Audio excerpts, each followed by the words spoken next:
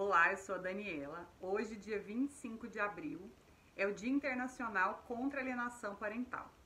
A alienação parental está prevista aqui no Brasil na Lei 12.318 de 2010. Está bastante conhecido esse termo, e ele é conceituado também no artigo 2º da lei. Mas, assim, palavras menos formais, é uma manipulação psicológica que um dos pais pode fazer contra o outro, de modo a colocar a criança contra esse pai, né, esse genitor, seja ele o pai ou a mãe. Muitas vezes é exercido por aquele que tem a guarda e mora com a criança mais tempo, né, mas pode ser o contrário também. Basicamente é você colocar a criança contra um dos pais, ou o adolescente também, né, de modo que ele vai ficando com raiva por essa manipulação psicológica que foi feita.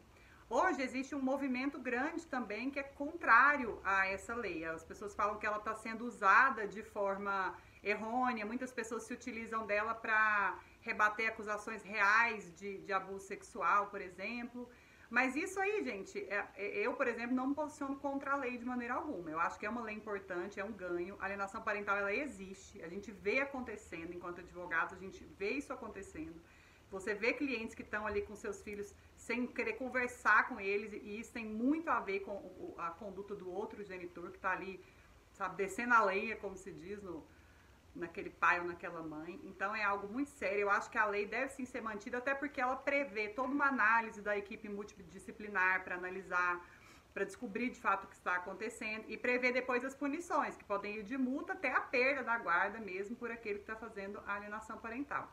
Eu acho que se hoje ela é mal utilizada, o ser humano a gente conhece, né? O ser humano tá sempre, realmente, com certeza tem gente que utiliza essa lei de forma abusiva, de forma errônea para se defender aí contra a alienação que não existe, para se defender de coisas erradas que aquela própria pessoa fez, como por exemplo um pai que abusou sexualmente, uma mãe que abusou sexualmente da criança pode usar essa lei.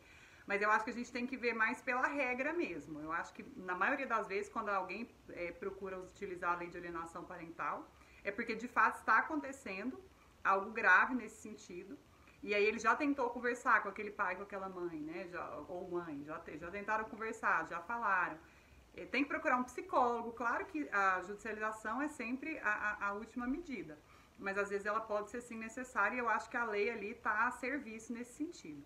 E eu que trago também sempre o olhar sistêmico, quem ainda tem esse embasamento do Bert Hellinger, ainda tem mais, assim, contra, digamos, a alienação parental. A gente tem mais algo, sabe o quanto essa alienação parental é prejudicial. Porque o Bert Hellinger, ele fala assim, né, que os filhos são metade pai e metade mãe. Então, como a gente sabe, como está nos nossos cromossomos, que a gente tem ali metade do material genético de um, metade do outro, o Bert fala que a criança se sente mesmo como uma parte dela, né? Aquele pai e aquela mãe. Então, no momento em que um genitor fala mal pro filho do pai ou da mãe, ele se sente pessoalmente ofendido, pessoalmente afetado, né?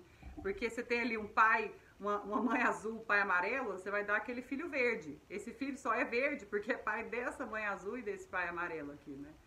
Então isso é algo que é simples, mas que faz muito sentido, que o Bert Hellinger fala. Então se essa criança é metade essa mãe azul e metade esse pai amarelo, ela inconscientemente se sente pessoalmente ofendida com essa ofensa.